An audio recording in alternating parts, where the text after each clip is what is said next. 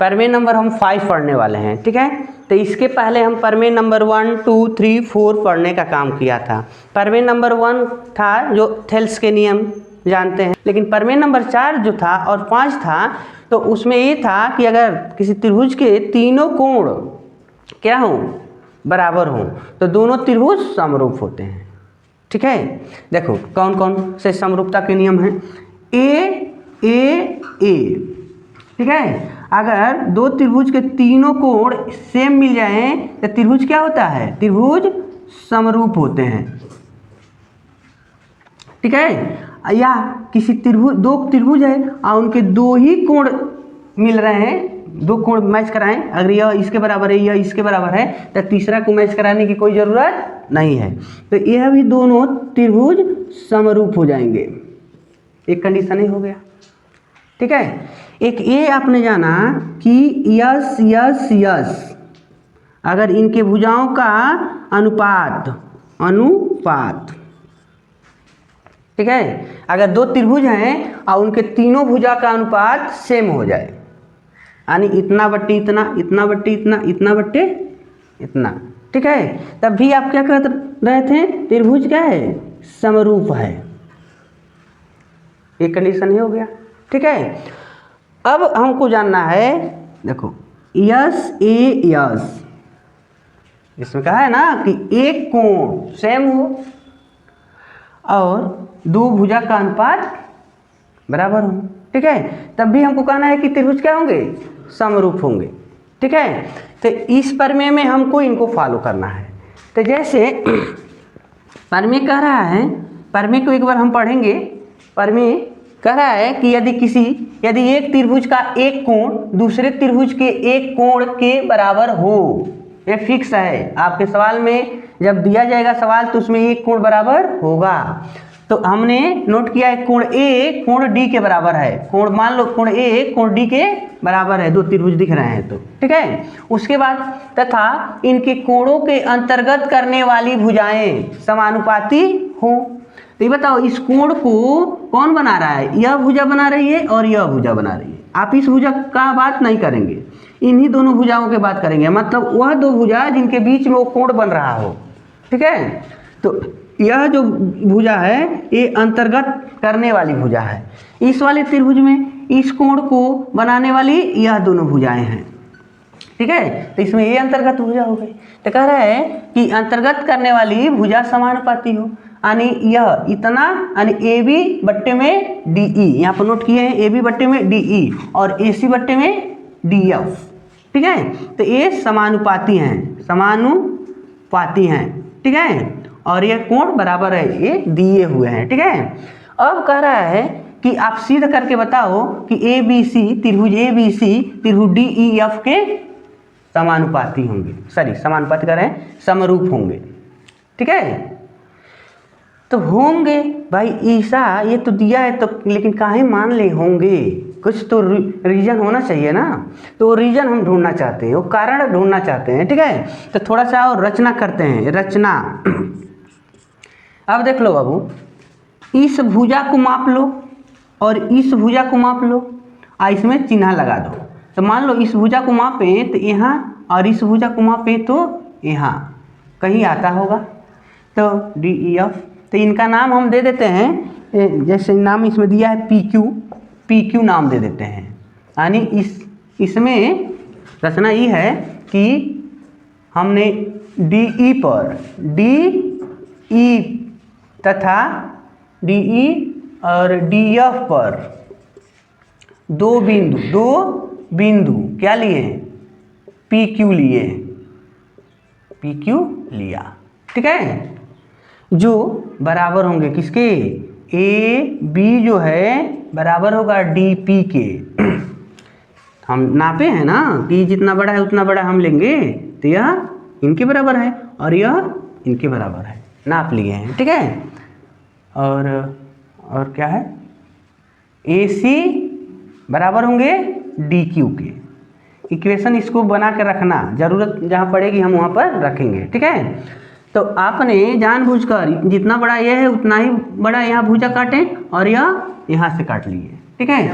अब P को Q से मिला दो, P को Q से मिलाया, ठीक है, हमने इनको इनसे मिला दिया, ठीक है। अब तुम सोचो,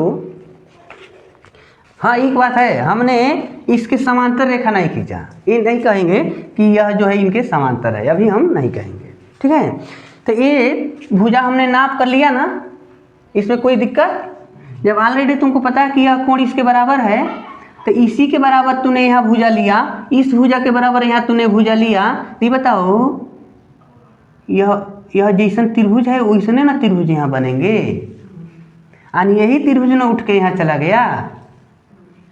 तो इसका ये तात्पर्य हो गया यह कोण जो है इस कोण के बराबर होगा। ये नहीं कहेंगे कि वो बराबर क्यों हो गया, आपको पहले कोण ए बराबर दिया गया था, आज तूने जितना लंबाई का ए है उतना लंबाई यह काट लिए, जितना लंबाई यह है उतना लंबाई यह काट लिए, तो इसका मतलब यही त्रिभुज तो यहाँ पर हो गया, इसी त्रिभुज के आकार की आकृति बन गई। तो सेम होगा, तो आप लिखेंगे, चलो आज उपपथ लिखते हैं, उपपथ। अब यहाँ से हम सिद्ध करना शुरू करते हैं, ठीक है। तो अब उपपथ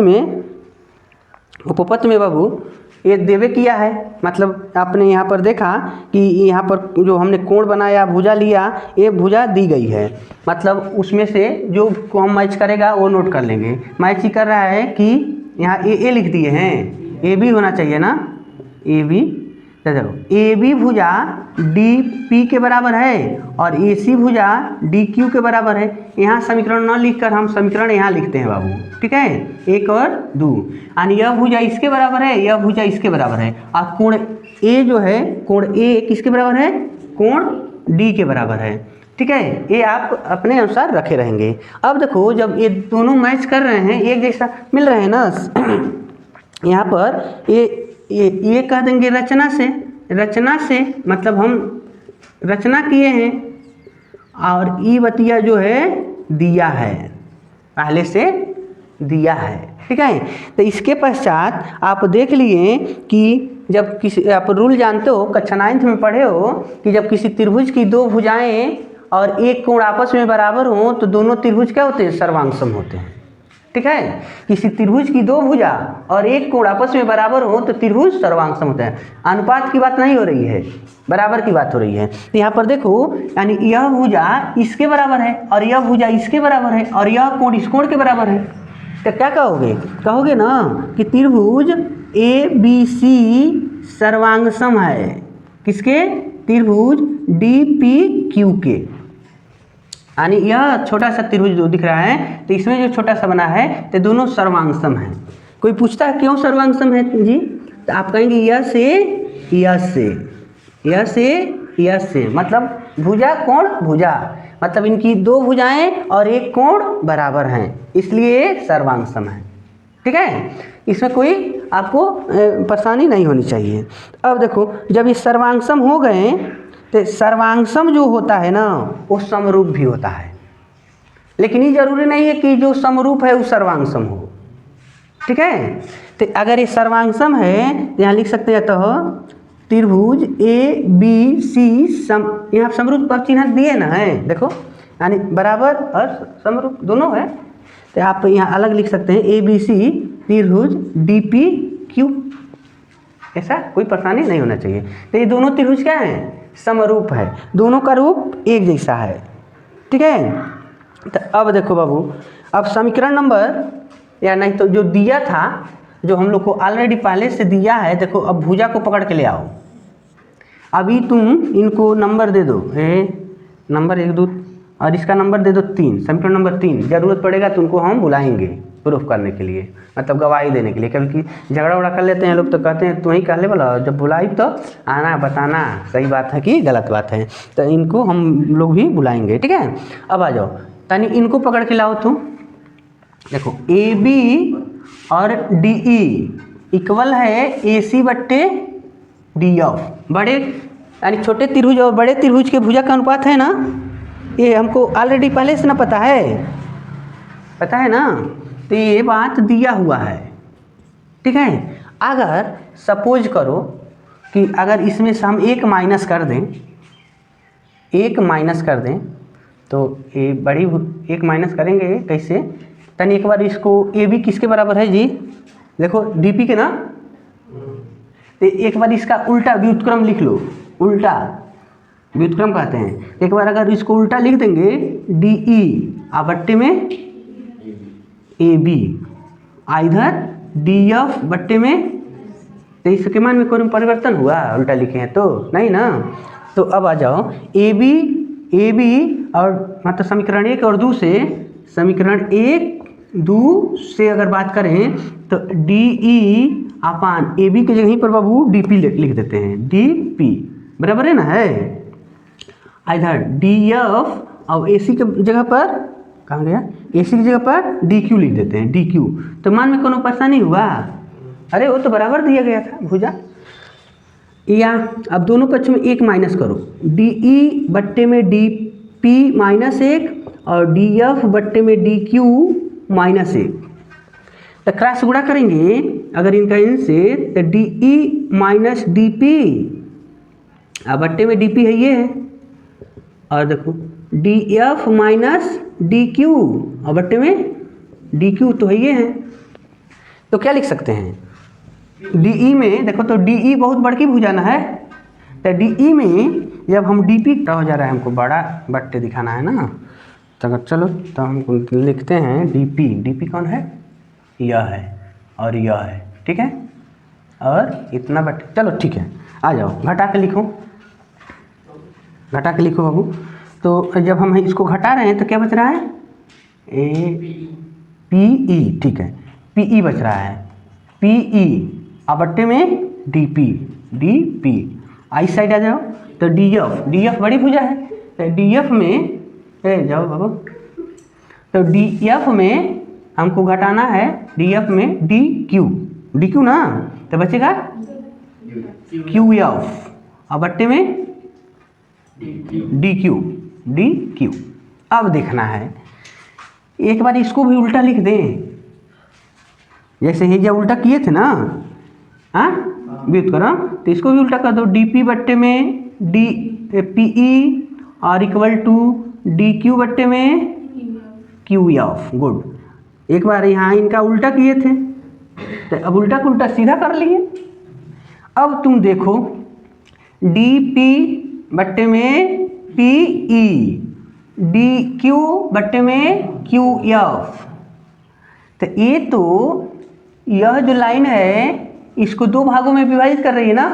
तो थेल्स का जो प्रमेय था, प्रमेय नंबर 2 व्युत्क्रम था थेल्स के प्रमेय का, किसी त्रिभुज को विभाजित करने वाली, यानी किसी त्रिभुज की 2 भुजाओं को विभाजित करने वाली रेखा का अनुपात बराबर हो तो तीसरी भुजा के समांतर होती है, यानी विभाजित करने वाली रेखा तीसरी भुजा के समांतर होती है, यही ना प्रमेय है।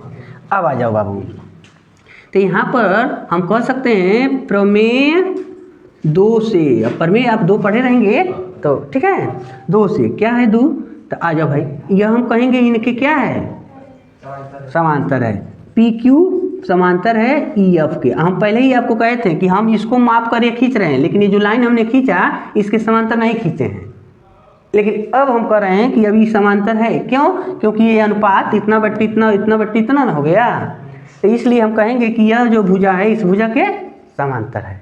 अब तुम सोचो कि अगर यह कोण इस कोण के बराबर थे ना, और यह कोण इस कोण के बराबर थे ना, तो अगर यह इसके समांतर हो गया तो यह कोण इसके बराबर होगा ना, तो यह कोण यह इसके बराबर हो रहा है, कर मतलब यो इसके बराबर होंगे, कहाँ से ये ना त्रिभुजवा यहाँ बना था, ठीक है।